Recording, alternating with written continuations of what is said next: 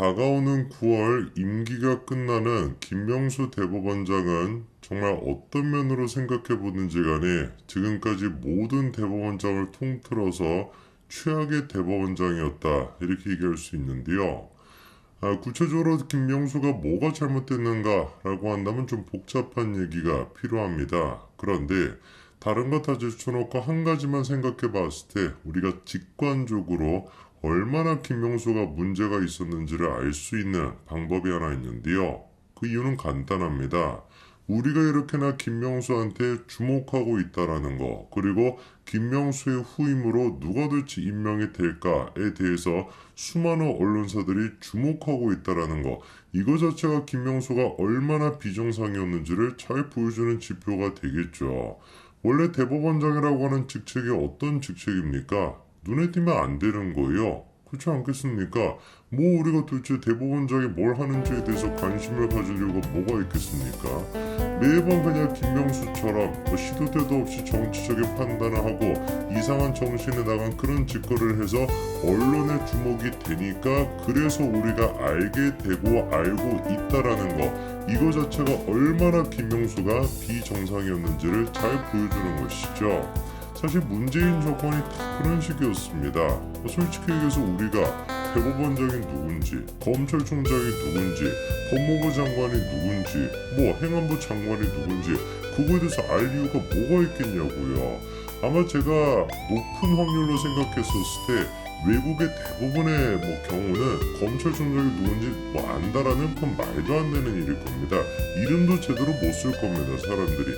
그게 원래 정상인 거겠죠. 일상생활에 우리가 그냥 관심을 갖고 내 삶을 살아가는 거, 그것도 바빠 죽겠는데 법무부 장관이 누군지, 검찰총장이 누군지 그걸 내가 어떻게 알겠냐고요. 근데 문재인 정권 5년 동안 어땠는지 다 아시죠, 그쵸? 조국 모르는 사람이 있었습니까? 연예인들 중에도 조국을 모르는 사람 없었을 겁니다.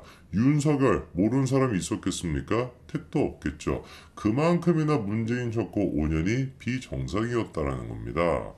오늘 저는 영상을 통해서 임기를 이제 몇 달도 채 안 남겨놓은 김명수가 얼마나 잘못된 대법원장이었는지, 아까 제가 이제 그 구체적으로 들어가면 좀 복잡하다라고 말씀을 드렸는데 그 복잡한 얘기를 좀 말씀드리고자 합니다. 그냥 간단하게 직관적으로 알면 되지, 이럴 바에 할 말이 없습니다만, 그래도 우리가 좀 구체적으로 뭐가 문제가 있었는지, 사법부가 얼마나 썩었는지 그것도 알아야 되지 않겠습니까? 오늘 제가 그거에 대한 이야기를 말씀을 드리겠습니다. 이번에 조선일보에서 한국형사법무정책연구원 박사인 승재현 박사의 입을 통해 가지고 얼마나 김명수 체제가 문제가 있었는지를 조목조목 짚고 있는 다음과 같은 기사를 올렸는데요. 처음에는 김명수에 대한 기대감이 컸다라는 거죠. 양승태 당시 대법원장을 만나기 위해서 춘천에서 버스와 지하철을 타고 상경한 모습, 핵심 요직인 법원행정처 출신이 아닌 법정에서 사실심 판결만 해온 판사라는 거, 그리고 대법관 경험 없이 바로 대법원장에 임명됐다라는 거, 이 모든 모습을 봤었을 때 처음에는 김명수에 대한 기대감이 있었지만 6년 동안 봤던 긴 대법원장의 모습은 정의에 결코 맞지 않는 모습이었다라는 겁니다.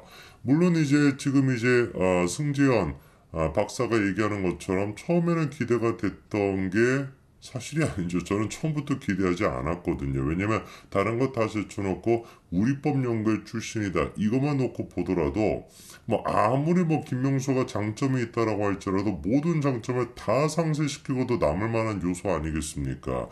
우리법연구회만큼 정치적으로 치우쳐져 있는 단체가 없는데 거기에서 중요한 역할을 했다라고 하나 얘기가 끝나는 것이지, 뭐라고 하든지 간에 6년 동안 정치적인 모습을 보일 게 뻔하지 않겠습니까? 그리고 실제로 진짜로 문재인 정부 다음 모습을 김명수가 처음부터 보여줬어요. 아까 전에 승재현 박사 같은 경우는 버스와 지하철을 타고 상경한 모습, 이게 좀 감명 깊었다라고 얘기하지만 저는 그거를 보면서 감명 깊기보다는 오히려 역겨움을 좀 느꼈거든요. 아마 기억이 나실 겁니다. 실제로 김명수가 등장을 했었을 때 자동차를 타지 않고 걸어가지고 저렇게 등장을 했었습니다. 이게 언론에 포착이 됐던 김명수의 처음 모습이었거든요. 그래서 막 기사들도 막 여러 가지가 나왔었죠. 파격 동선이었다.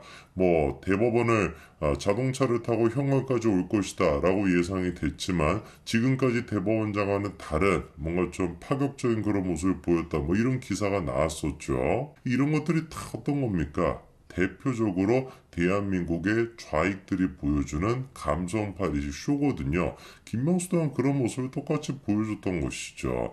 한동훈 장관처럼 일관된 모습을 보여주는 것이 아니라 뭐 저런 모습이 처음부터 끝까지 뭐 쭉 보여줬다라고 하면 모르겠는데 집권하기 직전에 그때만 이제 살짝 저런 모습을 보여주고 집권하고 난 뒤에는 완전히 그냥 180도 다른 사람처럼 뭐 매일같이 그냥 뭐 차를 타고 댕기고 이런 모습이 나타나는 게 그게 뭐 위선인 것이고 그게 쇼인 거 아니겠습니까? 김명수가 취임사에서 다음과 같이 얘기했습니다. 법관의 독립을 침해하려는 어떠한 시도도 온몸으로 막아내고 사법부의 독립을 확고히 하는 것이 국민의 준엄한 명령임을 한시도 잊지 않겠습니다. 이렇게 얘기를 했었는데 대번에 민주당이 보여줬던 모습이 뭐였습니까? 법관의 독립을 침해하는 수준을 넘어가지고 아예 그냥 파괴를 시켜버리고 그리고 그런 민주당의 시도에 대해서 김명수가 보여줬던 것을 온몸으로 막아내는 것이 아니라 온몸으로 받아줬던 거. 그게 김명수의 모습 아니었습니까?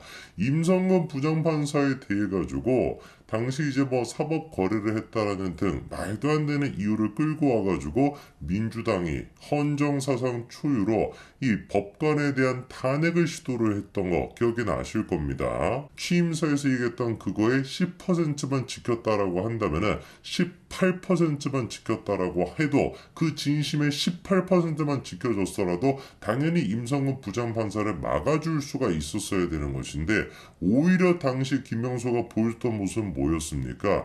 탄핵이라는 제도 없고 나도 현실성이 있다라고 생각하지 않고 탄핵이 되어야 한다 그런 생각을 갖고 있지도 않은데 일단은 정치적인 그런 것들은 또 상황은 다른 문제이고 탄핵이라는 얘기를 꺼내지도 못하게 오늘 그냥 수리해버리면은 탄핵 얘기를 못하게 되지 않냐 이렇게 얘기했습니다. 바꿔 얘기해서 민주당이 임성근 당신에 대한 탄핵 얘기를 할 수 있도록 하기 위해서 임성근 당신이 지금 제출한 사표를 수리할 수가 없다 이 뜻인 거겠죠. 바꿔 얘기하면 뭐겠습니까? 자꾸 바꿔 얘기하니까 헷갈리실 것 같은데 쉽게 얘기하면 뭐겠습니까?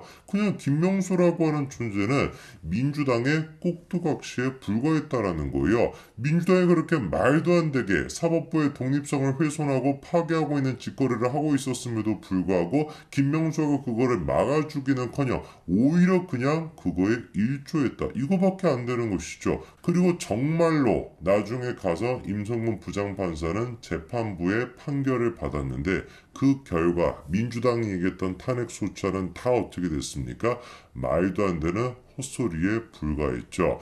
임성근 전 판사에 대한 재판 개입 의혹 무죄가 대법원에 의해서 확정이 됐습니다. 도대체 그럼 민주당은 뭐를 근거로 해서 임성근 전 판사에 대해 가지고 탄핵 소추안을 통과를 시켰던 것이고 김명수는 뭐를 근거로 해가지고 민주당과 일조를 했던 거겠습니까? 이 인간들은 철저하게 어떤 법치나 이런 거를 기준으로 했던 것이 아니라 정치적인 목적 그 이상도 이하도 없던 것이죠. 이것만 놓고 보더라도 김명수가 대법원장으로서 자격이 있겠습니까?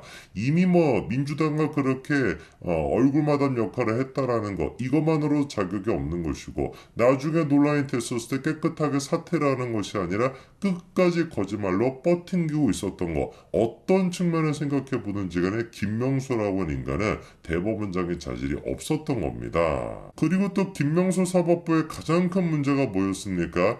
재판 지원 문제였는데 이 재판 지원 문제 같은 경우는 심각한 문제인 것이죠. 왜 유명한 얘기 중에 그런 얘기도 있죠. 우리 서민 교수님이 자주 하시는 얘기이기도 한데 지연된 정의는 정의가 아니다라는 거 아닙니까? 근데 문재인 정부 5년 동안 얼마나 많은 것들이 지연이 됐습니까? 이거는 뭐 지연이 되는 수준이 아니라 아예 그냥 뭐 진행이 안 되고 있다라고 봐야 되는데, 대표적인 케이스가 이제 윤미향과 조국, 그리고 진짜 이건 뭐 말도 안 되는 사건이었죠. 청와대가 중심이 돼가지고 선거에 개입했다라고 하는 울산시 선거 개입 사건, 요 세 가지를 우리가 볼 수가 있는데요.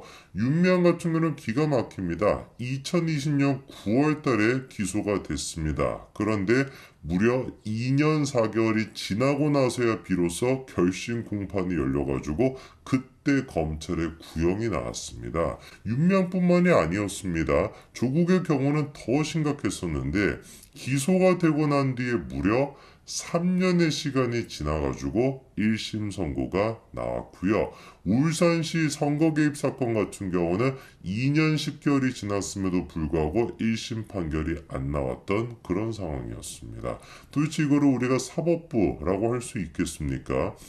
문재인 정권을 무너뜨릴 수가 있었던 중요한 사건들, 사실상 이게 박근혜 정권에 있었다라고 한다면 진작에 탄핵소추안의 근거로 쓰여가지고 탄핵소추안이 통과가 될 법한 그런 사건들이 한두 가지도 아니었습니다. 네다섯 가지, 얼핏 제 머릿속에 있는 것만으로 네다섯 가지가 되는데, 구쇼를 얘기하면 더 길어지니까 여러분도 다 네다섯 가지라고 동의하고 계시죠?